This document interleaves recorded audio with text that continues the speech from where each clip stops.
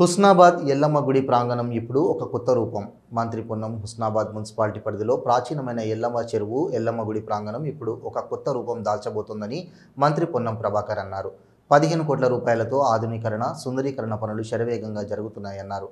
బతుకమ్మ, దసరా పండుగ నాటికి అభివృద్ధి పనుల పురోగతి కనబడేలా కాంట్రాక్టర్లు, మున్సిపల్, ఇతర అధికారులతో సమీక్ష జరిపామన్నారు.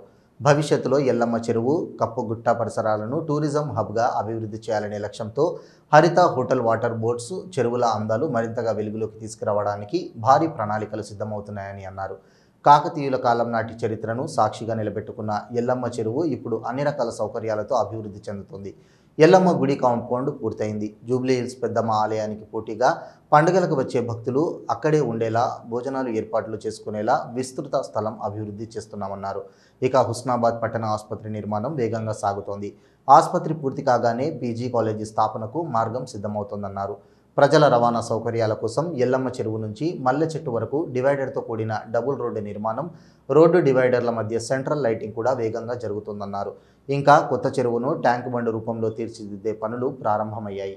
పట్టణంలోని ముఖ్యమైన జంక్షన్ల అభివృద్ధికి ప్రణాళికలు సిద్ధం చేశామన్నారు. నియోజకవర్గ అభివృద్ధిలో మరో కీలక ముందడుగు ఇంజనీరింగ్ కాలేజీ, ఇండస్ట్రియల్ పార్క్, మహాసముద్రం గండి టూరిజం ప్రాజెక్టు, 4 జిల్లాలను అనుసంధానించే 4 లైన్ రోడ్లు, జనగాం రోడ్డులు ఇవన్నీ ప్రజలకు సమృద్ధి దిశగా తీసుకెళ్తున్న మార్గాలున్నాయన్నారు.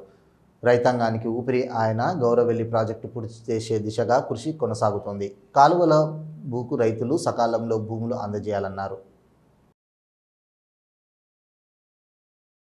హుస్నాబాద్కు చారిత్రాత్మకమైనటువంటి ఎల్లమ్మ గుడి కానీ ఎల్లమ్మ చెరువు అభివృద్ధి చేయడం ద్వారా హుస్నాబాద్ నగరంకి సంబంధించి, హుస్నాబాద్ నియోజకవర్గానికి సంబంధించి కొంత మార్పు తీసుకొచ్చే ప్రయత్నంలో భాగంగా కార్యక్రమం కొనసాగుతోంది. దీనికి దాదాపు 17 కోట్ల రూపాయలతోటి హుస్నాబాద్ ఎల్లమ్మ చెరువు ఆధునీకరణ, సుందరీకరణ జరుగుతోంది. బతుకమ్మ పండుగ, దసరా వరకు కొంత పురోగతి సాధించాలనే దాని మీద సమీక్ష చేసినాం. కాంట్రాక్టర్లు, అధికారులు, మున్సిపల్ కమిషనర్లు అందరితోటి. అదేవిధంగా ఇక్కడ భవిష్యత్తు లోపల ఒక మంచి టూరిస్ట్ హబ్గా మారే విధంగా కప్పగుట్ట కానీ, ఒక హరిత హోటల్ తేవడం ద్వారా కానీ చెరువును అన్ని రకాల అభివృద్ధి చేసి వాటర్ స్పోర్ట్స్కి సంబంధించిన విధంగా కొంత డెవలప్మెంట్ చేయాలనే ఆలోచనతో ఉంటున్నాం. తప్పకుండా ఎల్లమ్మ చెరువు ఒక చాలా